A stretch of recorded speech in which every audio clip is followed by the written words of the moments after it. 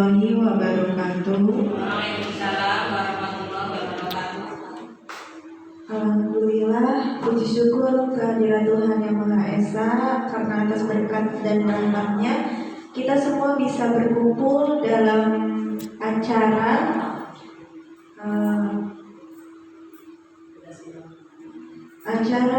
diseminasi dan penerapan disiplin positif. Pertama-tama, marilah kita panjatkan puji syukur atas kehadiran Tuhan Yang Maha Esa, karena berkat dan rahmat-Nya kita kumpul di sini untuk sebuah acara.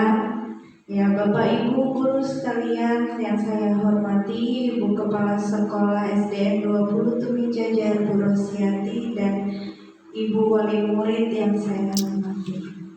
Acara ini bertujuan untuk memberikan sosialisasi yang dipimpin nanti Ibu Lestari sebagaimana pemateri, dan juga Bu Lestari sebagai CPG Angkatan 9.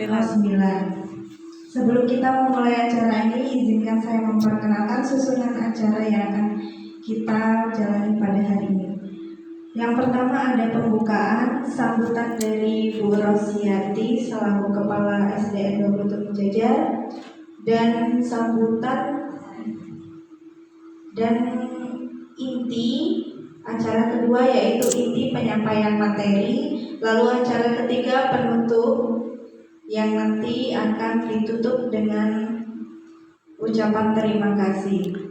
Terima kasih kepada semua pihak yang telah berkontribusi dalam menyelenggarakan acara ini. Kami juga mengucapkan terima kasih kepada Bapak Ibu Guru dan kepada Ibu Wali Murid kelas 1 yang telah hadir pada acara hari ini. Sekian perkenalan susunan acara seminar hari ini. Tanpa berlama-lama lagi, mari kita memulai acara ini dengan mengucap lafaz basmalah. Bismillahirrahmanirrahim. Sambutan yang pertama mari kita berikan kepada Bu Rosiati. Bu Rosiati, waktu dan tempat dipersilakan.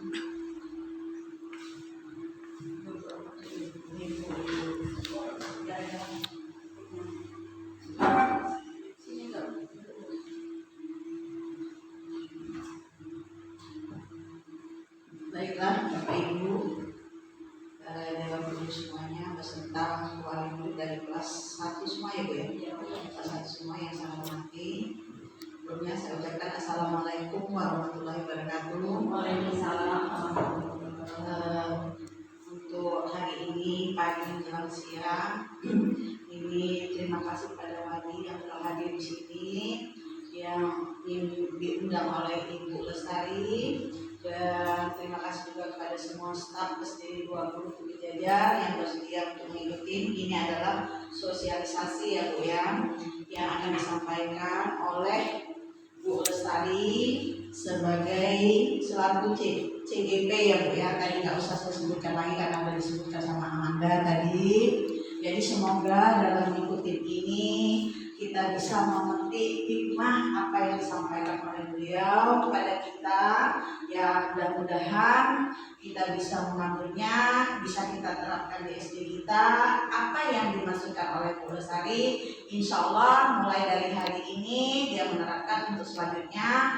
Kepada guru-guru saya semuanya, ayolah kita sama-sama membangun apa yang disampaikan. Insya Allah kalau sudah disampaikan, insya Allah kita bisa ya. Kita memang nggak bisa, insya Allah kita bisa ya Bu ya. Dan untuk perwakilan dari wali, insya Allah juga bisa mendengarkan apa yang tadi disampaikan oleh beliau, nanti bisa diambil hikmahnya untuk kepentingan kita bersama ya Bu ya. Ini sebelumnya saya terima kasih banyak ibu-ibu sudah meluangkan waktunya untuk hadir di sini untuk mengikuti sosialisasi yang akan disampaikan oleh Bu Lestari. Karena di sini Bu Lestari adalah termasuk guru penggerak ya, guru penggerak angkatan 9 tadi. Nah dia mendapatkan hasilnya dari mengikuti, insya Allah makanya itu akan disampaikan di sini. Insya Allah akan kita kembangkan, akan kita majukan sekolah kita seperti apa, kita mengikuti yang lainnya ya Bapak Ibu Mungkin itu aja. Semangat Bapak Ibu semuanya ya. Semangat. Kita nggak bisa, pasti kita bisa. Mungkin itu aja yang bisa saya sampaikan, dan saya akhiri. Wassalamualaikum warahmatullahi wabarakatuh. Waalaikumsalam. Baiklah, masuk ke acara selanjutnya yaitu inti, yaitu pemaparan materi yang akan dilakukan oleh Bu Lestari. Tempat dan waktu dipersilakan. Baiklah, sebelum saya menyampaikan diseminasi dan penerapan budaya positif ini, saya memulai dengan Assalamualaikum warahmatullahi wabarakatuh. Ya, baiklah Bapak Ibu, mungkin di sini teman-teman sudah mengetahui, namun Bapak Ibu wali murid mungkin perlu saya jelaskan tadi, saya adalah CGP Angkatan 9 yang akan menerapkan aksi nyata, di mana aksi nyata saya di modul 1.4 ini tentang penerapan budaya positif di sekolah ataupun di rumah. Nah, di sini sepertinya supaya kita nggak tegang, kita relax aja ya Bapak Ibu, supaya kita nggak tegang. Kayaknya kita memulainya dengan ice breaking dulu terlebih dahulu. Bisa berdiri sebentar. Iya, kita ice breaking ya Bapak Ibu. Jadi kalau kita memulai sesuatu supaya kita relax, kita nyaman, kita nggak tegang, kita ice breaking terlebih dahulu. Ice breaking yang akan saya gunakan familiar, sangat mudah, boleh diikuti dan boleh bersuara. Seperti ini saya bercontoh terlebih dahulu ya. 1 ditambah seperti ini, 1 seperti ini, sama dengan seperti ini. Kalau 2 seperti ini, oke? Kita mulai, coba Bapak Ibu. 1 ditambah 1 sama dengan 2, oke. 2 ditambah 2 sama dengan 4, iya. 4 ditambah 4 sama dengan 8. 8 ditambah 8 sama dengan 16. Iya, terima kasih Bapak Ibu. Silakan duduk kembali. Ini supaya rileks ya Bu ya, jadi jangan tegang. Lanjut. Ya, di sini aksi nyata modul 1.4, saya selaku CGP dan saya akan menerapkan disiplin positif tersebut di sekolah saya, yaitu SDN 27 Jajar, yang kebetulan kepala sekolahnya ada hadir di sini, yaitu Ibu Rosyati SPD. Next. Ya, kompetensi guru yang harus dicapai dalam penerapan ini yaitu guru memahami pentingnya mengetahui kebutuhan belajar dan lingkungan di sekolah agar dapat meningkatkan kompetensinya secara aman dan nyaman. Dan yang kedua, guru mampu bersama-sama mengembangkan dan mewujudkan visi sekolah yang berpihak pada murid dan berlandaskan nilai-nilai kebajikan universal. Nah, di sini ada pertanyaan tematik. Bapak Ibu boleh jawab setuju, boleh juga tidak, sesuai dengan pendapat Bapak Ibu.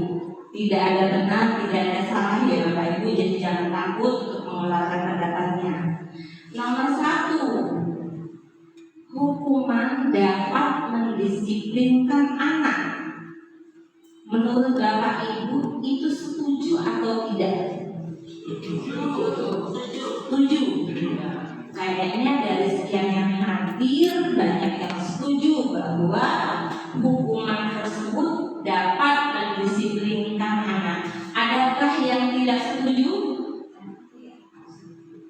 Oh, setuju semua. Oke. Yang kedua, pemberian hukuman dengan hal positif seperti membaca atau membersihkan halaman sekolah dapat meningkatkan disiplin anak. Setuju atau tidak? Setuju. Oke. Memberi penghargaan dapat meningkatkan motivasi belajar anak. Bagaimana? Setuju atau tidak? Setuju. Oh, jadi menurut Bapak Ibu setuju ya? Oke, nanti kita lihat pembahasan di akhir. Lanjut. Ya, di sini topik pembahasan yang akan saya paparkan pada hari ini yaitu ada 6 topik, di antaranya disiplin positif dan nilai-nilai kebajikan universal. Yang kedua, teori motivasi, hukuman dan penghargaan. Yang ketiga, keyakinan kelas. 4, kebutuhan dasar manusia. 5, posisi kontrol. Dan 6 adalah segitiga restitusi. Next. Di sini adalah perubahan paradigma. Di sini ada satu kegiatan, kita disuruh mengepalkan tangan antara A dan B. Bisa Bapak Ibu praktikkan dengan teman sebelah. Ibaratkan salah satu Bapak Ibu ini A, yang satu B. Coba Bapak Ibu kita praktikkan ya. Ini ada A dan B, Anda dan teman Anda. So, coba Bapak Ibu praktekkan. Genggam tangan salah satu aja yang menggenggam. Yang satunya tidak, yang satu menggenggam. Nah, sudah. Yang satu tidak. Tugas yang satu merayu si A. Ibaratkan ini, Bapak menggenggam barang berharga. Ibu saya mengajarkan menggenggam barang berharga ini. Tugas teman sebelah Anda merayu Anda untuk membuka tangan Anda, membuka barang berharga yang ada di genggaman Anda. Bisa dengan rayuan, bujukan, bisa juga membentak, mengancam, atau menyuap. Silakan lakukan. Apa yang akan terjadi? Apakah si penggenggam akan membukanya atau tidak? Silakan coba lakukan. Bu Ita coba meraih Pak Karno. Buka si Pak. Ayo Pak, nanti Bapak saya kasih uang. Tuh. Oke. Ya. Oke. Nah, dari kegiatan tadi sudah berbagai macam upaya ya. Ada yang sudah merengek-rengek, ada juga yang membentak atau juga ngancem, bisa jadi. Dari kesimpulan kegiatan ini, apa yang terjadi? Apakah Bapak membuka genggaman Bapak dengan rayuan Bu Yunita? Tidak. Alasannya? Alasannya karena belum apa itu Bu Ita belum merayu dan belum memberi tugasnya bagi saya. Tapi kalau dirayu mau dibuka? Mau buka kalau dirayu. Oh gitu. Ternyata Pak Karno mau dirayu. Ini kayaknya sepertinya ibu aja nih. Bagaimana dengan rayuan atau godaan tadi? Kalau dirayu bisa dibuka? Kenapa nggak mau buka? Kalau oke, terima kasih. Bu Yuni, tadi siapa posisi yang ini? Oke, terus yang lain, kenapa Bu Yuni nggak mau buka? Enggak. Ada sesuatu. Karena ini bagi saya berharga, jadi apapun bentuknya saya mengatakan kalau dibujuk dirayu di apa ini saya tidak akan buka. Ini yang bagi saya penting. Oke, terima kasih Bu Yuni.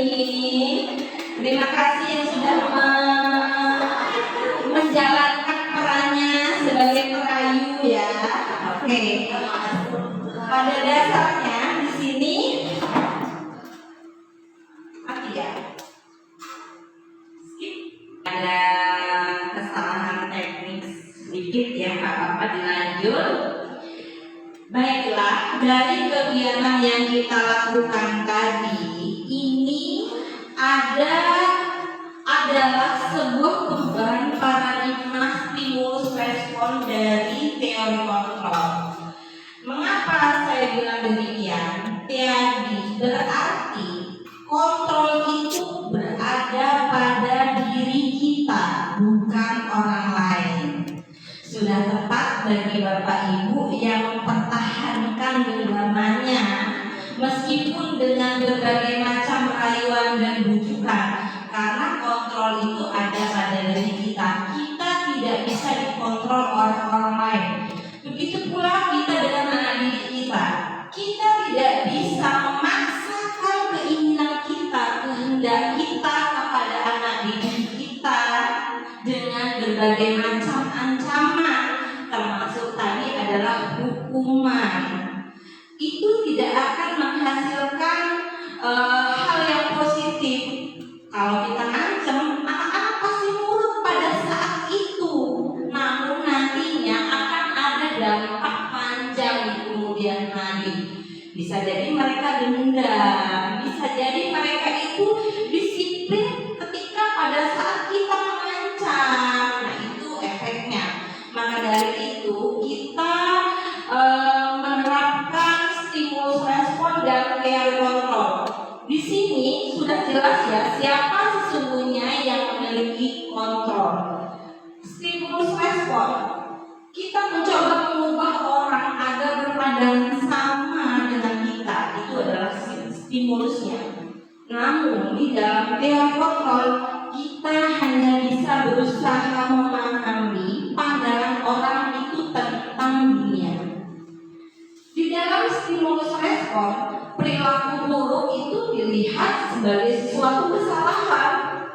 Namun di dalam teori kontrol, semua perilaku itu dilakukan karena ada tujuan.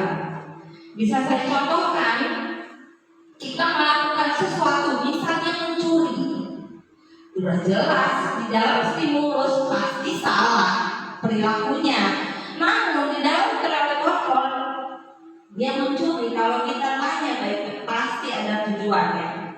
Oh iya, karena dia nggak makan di rumah, gitu. Jadi semua perilaku itu tidak tentu salah. Dilihat dari kondisinya. Di dalam stimulus orang lain bisa mengontrol saya, tetapi di dalam teori kontrol hanya saya yang bisa mengontrol diri saya. Saya bisa mengontrol orang lain, namun Anda tidak bisa mengontrol orang lain. Pemaksaan ada pada saat bujukan gagal.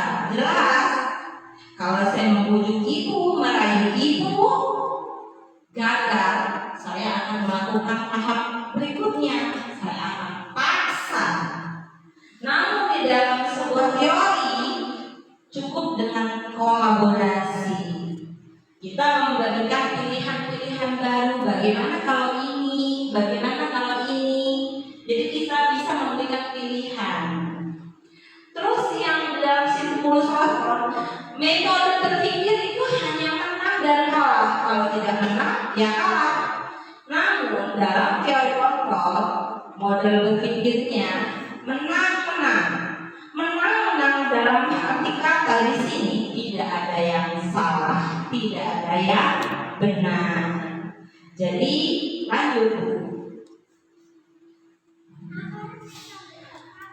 Apakah makna kata disiplin?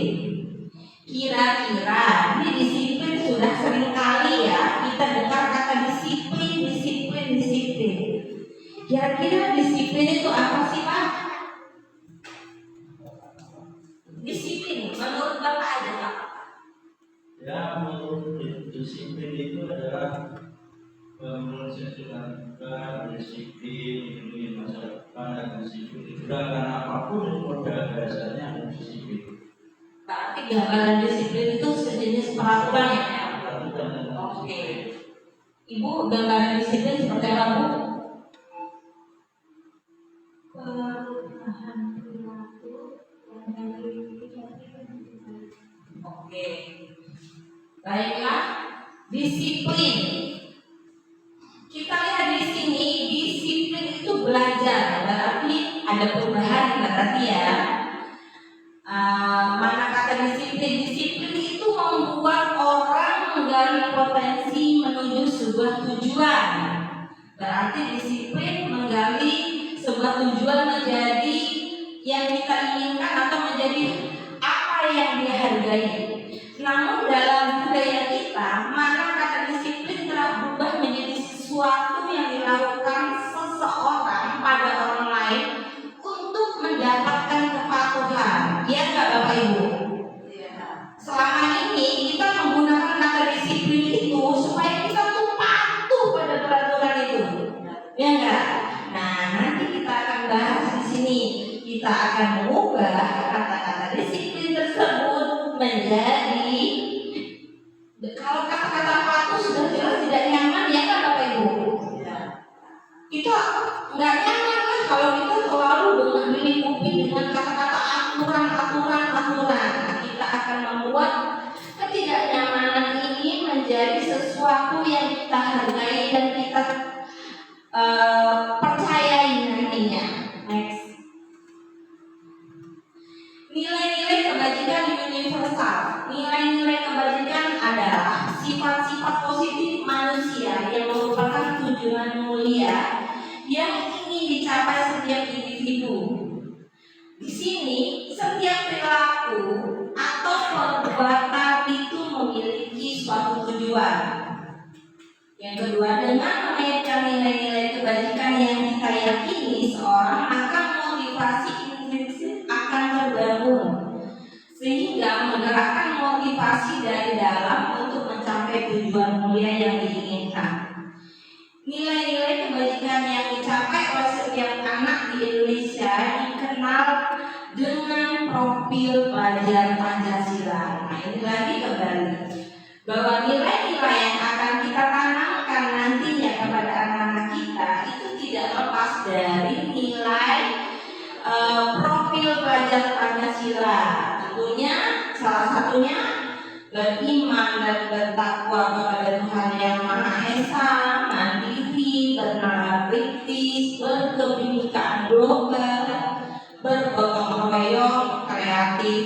Kita harapkan anak-anak didik kita nanti akan memiliki budi pekerti yang berprofil pelajar Pancasila. Di sini ada teori motivasi perilaku manusia. Ada motivasi eksternal. Motivasi eksternal itu terjadi ketika untuk menghindari ketidaknyamanan atau hukuman dan untuk mendapatkan imbalan dari orang lain. Nah, motivasi ini akan muncul ketika kita menghindari ketidaknyamanan, ya seperti tadi yang sudah saya jelaskan, bahwa kita melakukan sesuatu mengikuti peraturan tadi karena kita hanya satu alasan, supaya saya tidak dihukum, supaya saya tidak dimarahi. Maka saya melakukan itu atau tidak, saya melakukan peraturan-peraturan itu tadi karena saya berharap akan adanya imbalan atau penghargaan. Maka saya melakukan hal tersebut. Berarti motivasi tersebut terdorong dari eksternal, dari luar. Yang kita harapkan motivasi itu agar dapat tumbuh dari dalam, dari internal. Tujuannya yaitu untuk menghargai diri sendiri. Ketika motivasi sudah muncul dari dalam, saya akan menjadi orang seperti apa bila saya melakukannya. Udah, pure berjalan dengan sendirinya. Saya akan berangkat pagi, tepat waktu, terlepas disuruh atau tidak disuruh, karena saya sudah memiliki tanggung jawab. Karena motivasi tadi muncul dari dalam diri saya.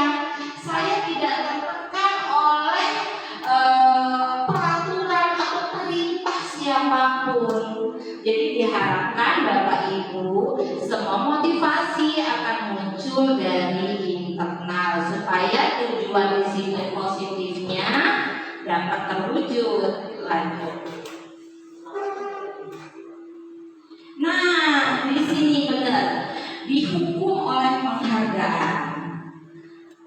Bahwa penghargaan berlaku sama dengan hukuman dalam arti meminta atau membujuk seseorang melakukan sesuatu untuk memenuhi suatu tujuan tertentu dari orang yang meminta atau membujuk, dorongan eksternal dan ada faktor ketergantungan. Dampaknya ternyata penghargaan itu sama kayak hukuman, Bapak Ibu. Ternyata dampaknya ada pengaruh jangka panjang dan jangka pendek. Jangka panjangnya bisa saya sebutkan, anak-anak itu bisa dendam dan mereka bisa mengingat-ingat hukuman yang diberikan kepada kita sampai mereka dewasa kelak. Percaya nggak Bapak Ibu? Percaya ya, berarti dampaknya sangat tidak baik ya. Penghargaan itu menghukum. Mengapa dibilang menghukum? Karena mungkin dari yang tidak mendapatkan penghargaan mereka akan merasa tidak diterima di ruang lingkup itu. Penghargaan mengurangi ketepatan. Penghargaan tidak efektif. Penghargaan itu merusak hubungan. Dengan misalnya, kok saya selalu diberi penghargaan, diberi piala, padahal yang memberi piala itu tidak tahu prosesnya itu seperti apa, taunya hasilnya. Walaupun dia nggak tahu sebenarnya saya itu semuanya menyulap lah istilahnya, tahu-tahu hasilnya bagus. Nah, jadi sehingga ada kesenjangan sosial antar teman, maka dari itu ada penghargaan itu merusak hubungan. Di sini dihukum oleh penghargaan. Penghargaan itu menurunkan kualitas ya, karena penghargaan tadi tidak dilihat dari proses, hanya melihat dari hasil. Jadi kalau melihat dari hasil kita nggak tahu prosesnya dari mana. Penghargaan itu mematikan kreativitas. Penghargaan itu mengurangi motivitas intrinsik. Yang diharapkan di sini Bapak Ibu dapat memberikan penghargaan namun dalam bentuk kebajikan apresiasi. Di sini dalam memberikan apresiasi atau pengakuan perlu diingat ada beberapa hal. Jadi kita bisa menggantikan penghargaan tadi dengan apresiasi. Beri dukungan secara khusus terhadap anak yang memiliki potensi. Beri pengakuan secara pribadi. Beri pengakuan kepada semua murid secara bergantian. Mungkin pada hari ini murid A memiliki nilai yang bagus, kita kasih apresiasi. Dan mungkin esok harinya murid B. Jadi mereka secara bergantian mendapatkan apresiasi, pengakuan baik dari kita. Itu sudah sangat mendalam buat mereka ketimbang kita memberikan mereka penghargaan. Dan yang terakhir kita berikan pengakuan secara konsisten, terus menerus. Kayaknya terima kasih ya anak-anak, kalian hari ini kelasnya bersih, ternyata anak ibu rajin deh gitu. Besoknya percaya nggak Bapak Ibu, mereka kan termotivasi untuk memberikan kelas yang bersih karena semangat yang sudah diberikan kita pada hari ini. Jadi kita fokus kepada proses. Nah, kalau di dalam apresiasi itu yang dihargai adalah prosesnya, bukan hasilnya. Karena prosesnya itu tidak mudah. Kalau kita memberikan penghargaan itu hanya berfokus pada hasil. Cukup dimengerti ya Bapak Ibu ya. Oke, lanjut.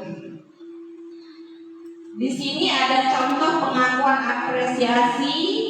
Misalnya, kemarin saya perhatikan rasa empati kamu besar sekali pada saat kamu menolong murid baru di kelas kita. Jadi ada nilai kebajikan di dalam kita memberikan apresiasi. Misalnya, terima kasih ya anak-anak, rasa tanggung jawabmu sudah membersihkan kelasnya. Jadi ada nilai apresiasinya, ada nilai kebajikan yang kita masukkan ke dalam. Berarti membersihkan kelas itu adalah nilai kebajikannya adalah tanggung jawab. Seperti itu Bapak Ibu. Nah, di sini tugas perbedaan hukuman dan konsekuensi. Kita bermain sedikit Bapak Ibu. Silakan nomor 1 mencatat 100 kali di dalam buku kalimat saya tidak akan terlambat lagi karena terlambat ke sekolah. Itu termasuk hukuman atau konsekuensi? Kira-kira?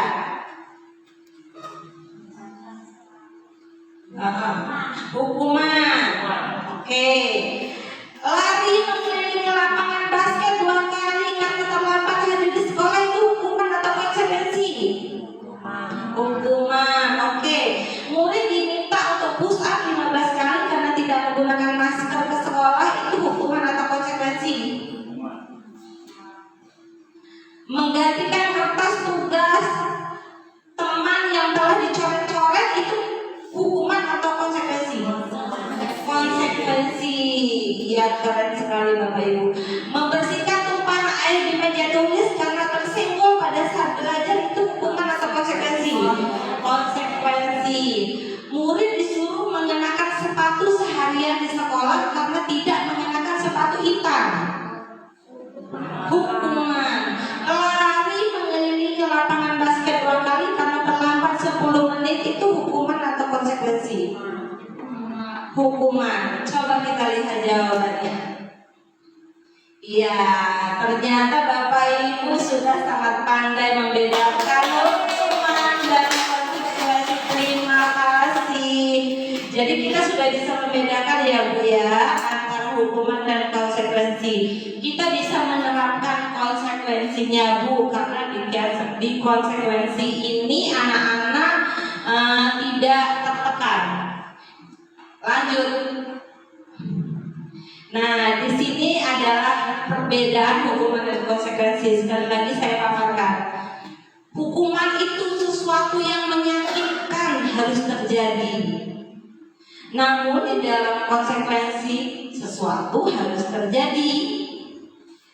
Di dalam hukuman membuat anak sakit fisik maupun hati untuk jangka waktu yang lama. Namun di dalam konsekuensi membuat anak tidak nyaman dalam waktu yang pendek atau sebentar. Anak membenci disiplin karena hukuman tadi. Aku jengkel gara-gara dihukum kan, jadi dia benci dengan disiplin. Tetapi di dalam konsekuensi stimulus tanggapan. Dalam hukuman mendorong anak menyakiti diri sendiri. Misalnya kayak push up itu menyakiti diri dia sendiri loh Pak. Nah, namun di dalam konsekuensi itu mendorong anak agar mudah menyesuaikan diri. Pada dasarnya perbedaan hukuman dan konsekuensi itu sudah sangat jelas bahwa di dalam hukuman itu anak-anak akan menyebabkan rasa marah, rasa bersalah, dipermalukan, merasa tidak dihargai. Namun di dalam konsekuensi anak-anak tidak kehilangan hak. Anak-anak dibuat tidak nyaman, diasingkan untuk sementara saja. Jadi kalau konsekuensi itu hukumannya sementara atau dalam waktu jangka pendek. Sekarang kita masuk restitusi. Bapak Ibu mungkin masih belum familiar dengan bahasa restitusi, namun kita sudah banyak problem kejadian permasalahan anak-anak di sekolah kita, baik bertengkar, tidak mengerjakan PR. Itu. Lanjut, kita sudah masuk ke restitusi. Restitusi adalah proses menciptakan kondisi bagi murid untuk untuk memperbaiki kesalahan mereka, sehingga mereka bisa kembali pada kelompok mereka dengan karakter yang lebih kuat. Restitusi juga merupakan proses kolaboratif yang mengajarkan murid untuk mencari solusi untuk masalah mereka. Ciri-ciri restitusi bukan untuk menebus kesalahan, namun belajar kesalahan, memperbaiki hubungan, tawaran bukan paksaan. Restitusi juga menuntut untuk melihat ke dalam diri. Restitusi adalah cara yang paling baik. Jadi 9 restitusi ini adalah cara kita terbaik untuk menyelesaikan permasalahan anak-anak didik kita di sekolah dengan berbagai macam problemnya. Next.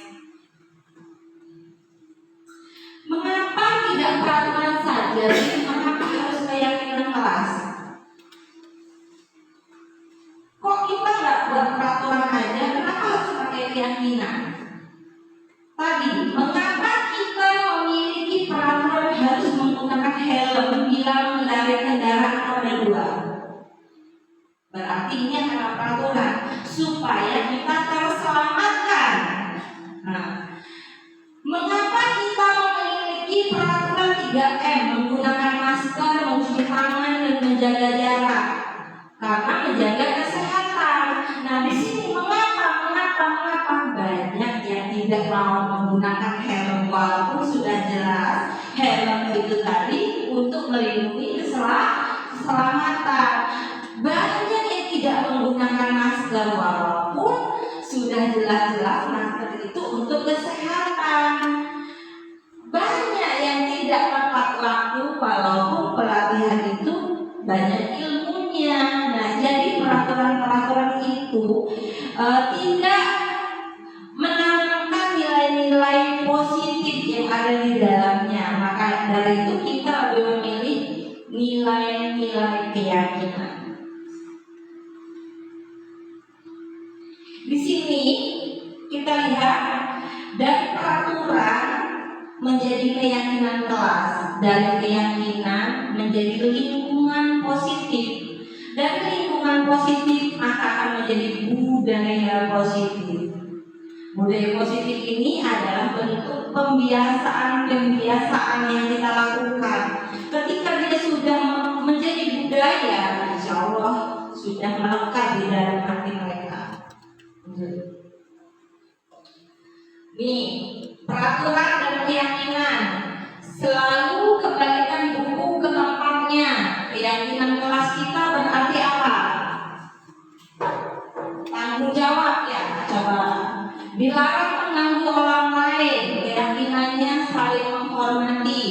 Hadir di sekolah 15 menit berarti disiplin. Dilarang melakukan kekerasan, berarti menghargai apa? Coba kita lihat. Nah, di sini keselamatan, menghormati. Dilarang menggunakan narkoba, berarti itu keyakinannya adalah kesehatan. Bergantian mengumpulkan berarti menghormati orang lain. Next. Kebutuhan dasar manusia. Manusia itu memiliki 5 kebutuhan dasar. Yang pertama kasih sayang dan rasa ingin diterima, kesenangan, kebebasan, penguasaan, dan bertahan hidup. Di sini ada 5 posisi kontrol. Ada penghukum, ada pembuat merasa bersalah, teman, pemantau, manajer. Dari kelima ini, tugas kita sebagai guru pihak baiknya adalah sebagai manajer. Sebagai penghukum, ciri-cirinya seperti ini: suka menghardik, menunjuk-nunjuk, menyakiti, menyindir muridnya. Itu adalah guru sebagai penghukum. Kalau marah dengan muridnya, awas ya kalau kamu tidak melakukannya. Itu adalah ciri-ciri sebagai penghukum. Jadi kita tidak boleh melakukan sebagai penghukum. Kalau pembuat rasa bersalah,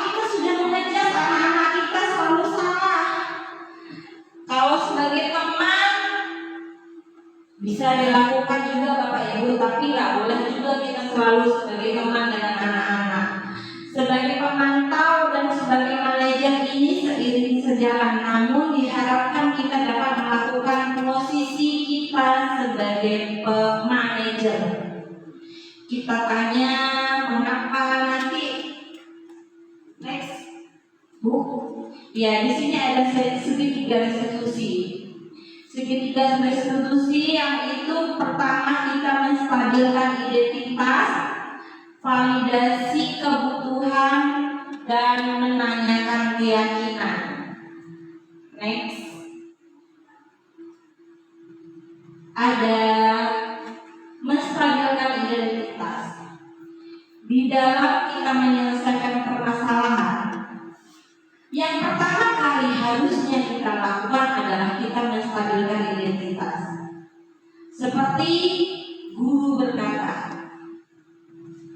berbuat salah itu hal yang manusiawi. Tidak ada manusia yang sempurna. Bapak atau ibu juga pernah kok berbuat salah. Nah, kita bisa menggunakan kata-kata itu untuk menstabilkan mereka supaya bisa mereka itu berkata jujur. Lanjut. Yang kedua yaitu validasi kebutuhan. Kita bisa menggunakan kata-kata ini. Kamu bisa saja kan melakukan yang lebih buruk, tapi kamu tidak melakukannya kan? Kamu pasti punya alasan mengapa kamu melakukannya. Oh iya Bu, gimana nggak saya pukul dia, orang saya begini. Nah, terus apa yang penting bagi kamu? Ujung-ujungnya kita tanyakan lagi ke mereka, tanyakan lagi. Lanjut, menanyakan keyakinan.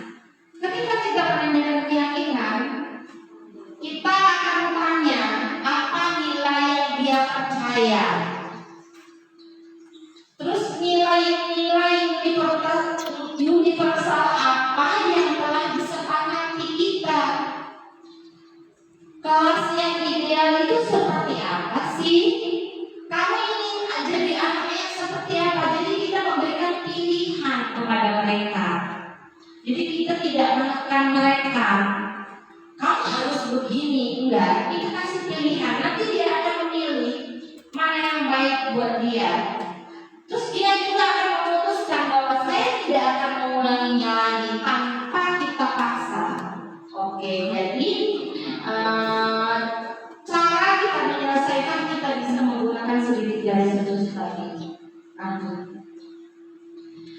Nah, saya rasa kegiatan kita sudah selesai. Di sini ada refleksi dari kegiatan kita. Namun nanti ada sedikit tayangan video, bisa kita tayangkan bahwa cara guru, posisi guru tadi yang marah kepada anaknya, dan di sini refleksi hal baru apa yang didapat dari kegiatan tadi.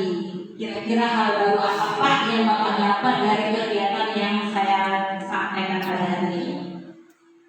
Sangat positif untuk representasi saya sebagai guru, untuk saya sendiri dan semua rekan-rekan semua untuk memperbaiki daripada anak didik dan jadi kurikulum yang berjalan hari ini.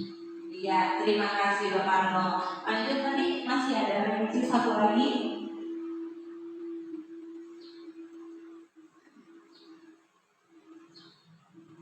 Oh ya, mungkin cukup saya. Apa yang Ibu rasakan dari kegiatan hari ini? Yang Ibu rasakan? Sangat dari prosesnya untuk guru, tetapi untuk wali murid juga nanti bersama-sama berkolaborasi untuk mendidik anak-anak, terutama khusus untuk umum. Oke. Karena apapun itu, hukuman itu kadang-kadang bukan hanya terjadi di sekolah ya Ibu ya, suka terjadi juga di rumah. Maka dari itu kita sama-sama membenahi diri, mengkoreksi diri untuk menanamkan nilai-nilai positif pada anak. Coba Bapak Ibu ada tayangan video parent di YouTube. Agak lebih maju lagi. Mungkin lagi. Agak ini cepat jadi.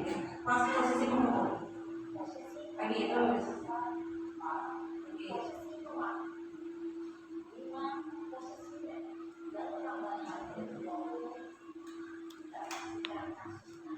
Nah, ini ada kasusnya. Silakan kita lihat posisi guru sebagai pemukul seperti ini. Nah, dalam menghadapi masalah tersebut. ini posisi guru sebagai penghukum ya. Mudah-mudahan kita enggak ini segera.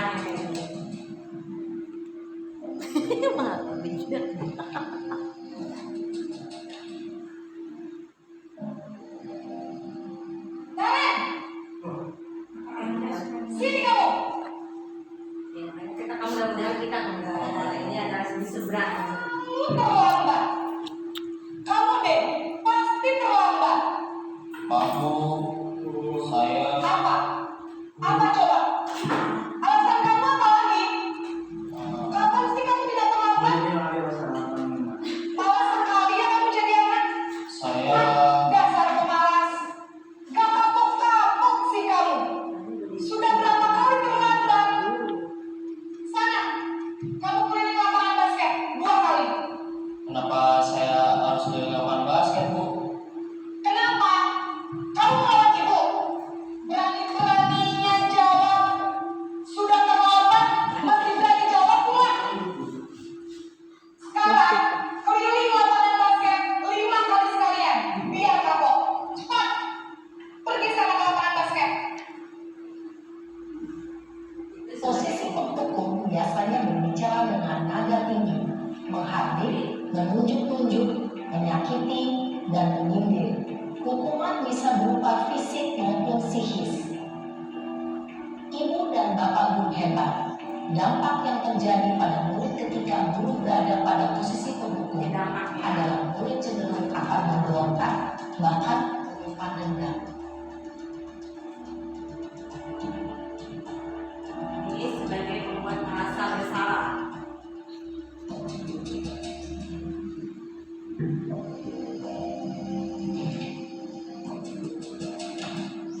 Jadi murid diperlakukan seperti ini juga tidak boleh ya.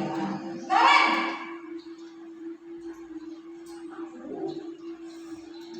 Selamat pagi Bu. Naren! Kamu kenapa terlambat lagi, nak? Ya Tuhan, Naren. Kamu senang ya bikin ibu susah ya? Kalau kamu terlambat lagi, nanti ibu yang ditegur bapak kepala sekolah, nak. Bisa kali ibu tidak bisa membina kamu. Ampun ya. Duh, gimana ini? Maaf Bu. Duh, Gusti Naren. Kamu suka ya kalau ibu ditegur bapak kepala sekolah? Terus, sekarang ibu harus tulis apa ini di buku absen? Jual. Ini kamu sudah sering terlambat loh. Ibu harus apa coba? Maaf Bu. Maaf sekali. Ya sudah, lain kali jangan bikin ibu susah lagi ya nak ya. Ibu tidak akan kuat lagi kalau kamu begini terus. Bisa jantungan kalau ibu ditegur bapak kepala sekolah. Sana cepat ke kelas. Maaf ya Bu. Maaf sekali. Posisi pembuat rasa bersalah berbicara dengan nada tenang, cenderung lembut. Namun kata-kata yang diutarakan membuat murid merasa menjadi orang yang gagal, memandang buruk dirinya sendiri, merasa tidak berharga, dan tidak sanggup membahagiakan orang lain. Ketika guru mengambil posisi pembuat rasa bersalah, murid akan menganggap dirinya yang bersalah dan ia akan menyimpan emosi negatif tersebut di dalam dirinya.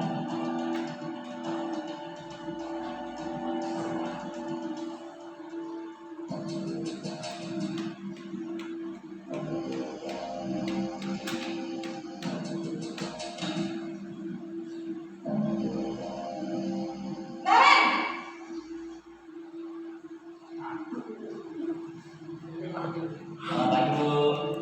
Wah, sudah jam berapa ini nak?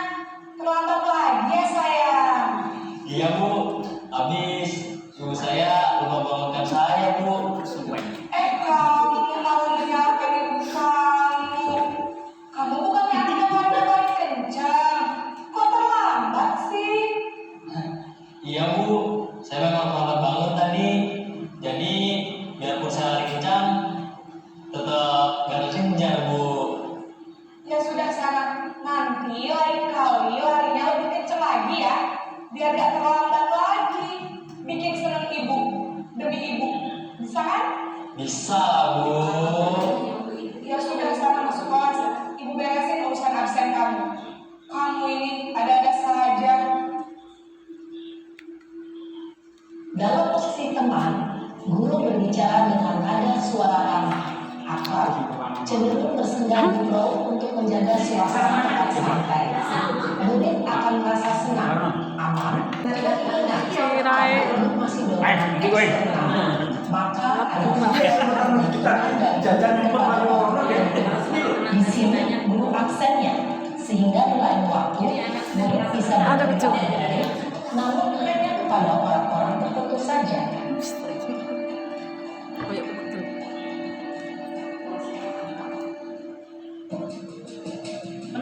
Isa mo na, bisa gima pa sa mo yi. Mantap deh kalau sudah kalau.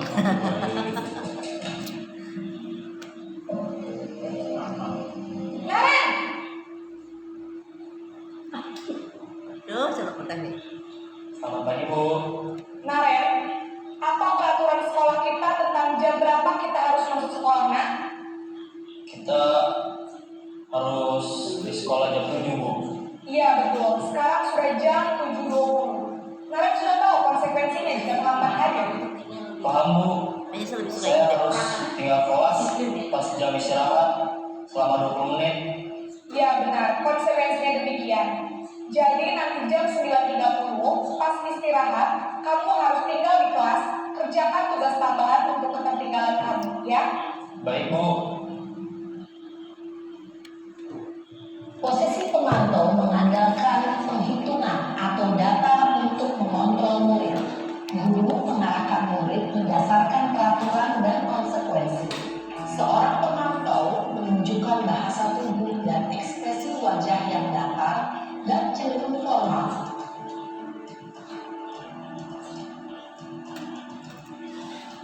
Sampai sesuai berubah malah dicurigai kalau tak bicara.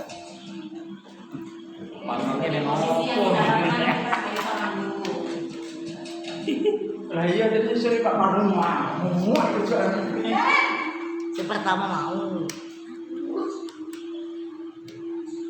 Selamat pagi Bu. Selamat pagi, Naren. Maaf Bu, saya terlambat. Iya, sekolah masuknya jam 7, sekarang sudah jam 7.20. Jadi sekarang bagaimana ini, Naren? Maaf Bu, saya lupa alarm saya semalam. Baiklah, menurut kamu, keyakinan sekolah yang mana yang perlu kamu tingkatkan? Menghargai diri sendiri dan orang lain mungkin ya Bu. Setuju. Jadi, apakah Naren meyakini prinsip saling menghormati tersebut? Iya Bu, saya meyakininya. Apakah Naren bersedia memperbaiki masalah keterlambatan ini? Bersedia Bu. Bagaimana kamu akan perbaiki masalah keterlambatan ini?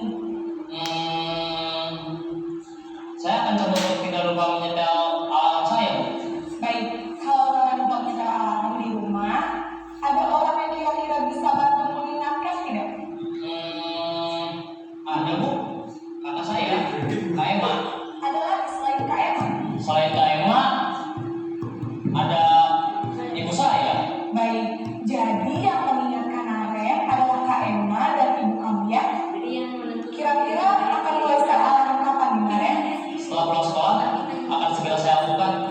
Baik, jadi Naren akan setel alarm untuk bangun besok pagi dan akan diingatkan oleh kakak dan ibunda Naren ya. Ada lagi yang mungkin perlu dilakukan Naren agar tidak terlambat bangun lagi. Tidak ada Bu. Baik Naren, terima kasih untuk kerjasama kamu. Sekarang kamu perlu kembali ke kelas untuk belajar. Baik Bu, terima kasih. Posisi manajer adalah posisi kontrol yang disarankan untuk membimbing murid memiliki sikap disiplin yang positif, yaitu murid yang mandiri, bertanggung jawab, dan dapat memecahkan masalah. Tujuan dari posisi ini adalah agar murid dapat berefleksi atas tindakannya. Guru akan dengan tulus memberikan pertanyaan-pertanyaan bermakna, sehingga membuat murid dapat belajar dari kesalahannya dan mencari sebuah solusi untuk menyelesaikannya. Ibu dan Bapak guru hebat, setelah mengamati Video tadi kita sudah melihat dampak dari 5 posisi kontrol yang nampak ada pada guru. Dampaknya ke murid itu seperti apa dan penekanan kita terhadap penyelesaian masalahnya seperti apa. Mudah-mudahan dari penayangan tadi ada nilai-nilai positif yang dapat kita petik, dapat kita ambil untuk dapat kita terapkan di sekolah kita. Terima kasih Bapak Ibu atas waktu dan kesempatannya sudah meluangkan untuk mendengarkan diseminasi dan penerapan disiplin positif ini. Mudah-mudahan disiplin akan dapat menjadi budaya yang kita terapkan di sekolah kita. Terima kasih. Saya akhiri. Wassalamualaikum warahmatullahi wabarakatuh. Tadi Ibu dengar laporan dari ketua kelas, kamu dari bertengkar ya? Iya Bu, habisnya kesel sih. Kenapa kesel? Ika terus-menerus mencontek hasil pekerjaan saya. Bukan hanya PR, tapi semua tugas saya dicontekin. Oh begitu. Ya wajarlah kalau kamu marah dan kesal. Kalau ibu ada di posisi kamu juga, ibu pasti akan melakukan hal yang sama. Iya Bu. Lalu apa yang kamu lakukan terhadap Ika? Saya marah-marah Bu. Saya maki-maki dia dan tanpa sadar saya tarik jilbabnya Bu. Oh begitu. Pasti kamu berbuat itu ada alasan kan? Iyalah Bu, masa saya diam saja. Saya kan sudah berusaha payah mengerjakan soal, tapi dia seenaknya mencontek, tidak mau usaha sendiri. Ya wajarlah kalau kamu merasa marah karena tidak rela pekerjaanmu dicontek begitu saja oleh temanmu. Ibu sangat menghargai tindakan kamu yang tidak berbuat lebih buruk dari itu, misalnya memukul, menampar. Sekarang coba kita pikirkan bersama-sama. Tindakan kamu sampai menarik jilbab itu, apakah sudah sesuai dengan keyakinan kelas kita? Tidak Bu. Menurut kamu, keyakinan kelas yang sudah kamu langgar itu apa? Saling menghormati antar teman Bu. Ya betul. Menurut kamu, saling menghormati antar teman itu penting atau tidak? Penting Bu. Baiklah, kalau menurut kamu itu penting, jadi keyakinan apa yang harus kamu lakukan pada saat kamu sedang marah? Harus lebih sabar. Kamu bersedia memperbaiki masalah ini? Bersedia Bu. Apa yang akan kamu lakukan untuk memperbaiki masalah ini? Saya bersedia sabar dan menahan amarah. Kalau ada teman saya mencontek, saya akan melaporkan ke guru mata pelajaran atau wali kelas saya Bu. Ya, tepat sekali tindakan kamu Siva. Tetap semangat ya. Sekarang silakan kembali ke kelasnya. Terima kasih Bu. Sama-sama. Baiklah, hari ini Ibu datang ke kelas 3 sengaja kita berkumpul di sini untuk melaksanakan kegiatan, yaitu kita akan membuat keyakinan kelas. Sudah ada yang tahu apa itu keyakinan kelas? Belum. Kalau kita belum tahu, nanti kita bacakan bersama di sini. Jadi anak-anak itu harus punya nilai-nilai kebajikan. Apa itu nilai kebajikan? Yaitu ada rasa empati, jujur, tanggung jawab, apa lagi? Saling menolong, apa lagi? Saling membantu, apa lagi nilai kebajikannya? Saling di dalam kelas atau di luar kelas, apa? Ayo, menghormati, terus apa lagi? Banyak. Saling peduli. Nah, jadi banyak nilai-nilai kebajikan yang akan kita tanamkan supaya kita itu tidak boleh melakukan kesalahan karena kita sudah punya keyakinan yang harus kita patuhi. Sekarang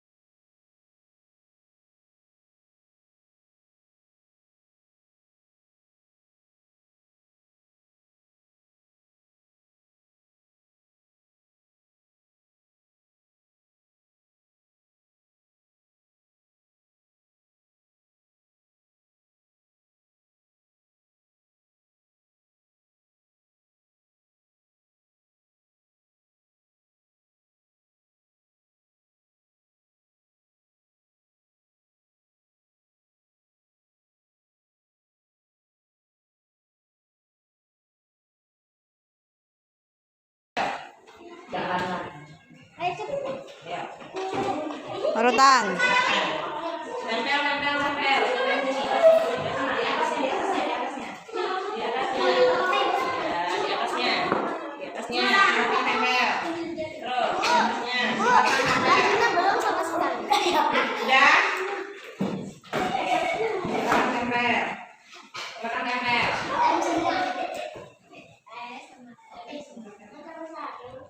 Sudah ada. Oke.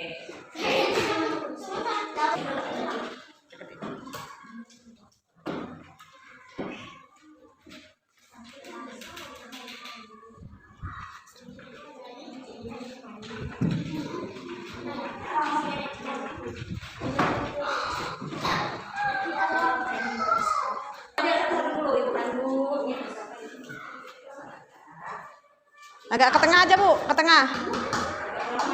Ke tengah. Oke. Angkat. Sini.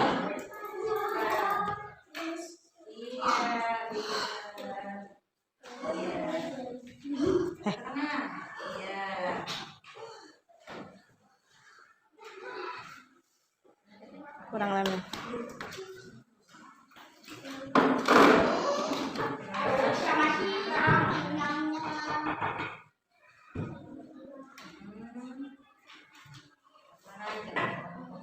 Kencang.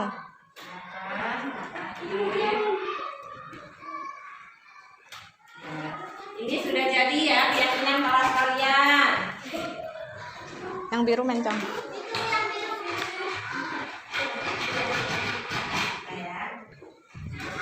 Coba kalian bacakan, ini adalah hasil keyakinan kelas kalian. Dan kalian harus mengingat keyakinan kelas ini. Ketika kalian melakukan kesalahan, maka kalian harus ingat bahwa kalian sudah membuat keyakinan kelas yang harus kalian pahami. Coba baca yang pertama apa? Aktif dalam belajar. Kalian harus aktif di dalam belajar. Yang kedua, saling menghargai guru dan teman. Yang ketiga, saling menolak bersama teman. Yang keempat, sopan santun terhadap guru. Yang kelima, buang sampah pada tempatnya. Yang keenam, mengumpulkan tugas tepat waktu. Iya, mengumpulkan tugas tepat waktu. Sekarang kita masuk akad, ini mau dipasang di mana biar kalian nampak? Ini, ayo, pasang, ayo. Sini. Itu Bu, di pohon.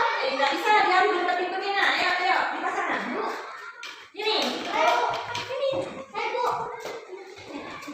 Ya, berdua. Nah, ada sini, ada tombol sini. Nah, karena tempel di sini boleh. Gak cukup.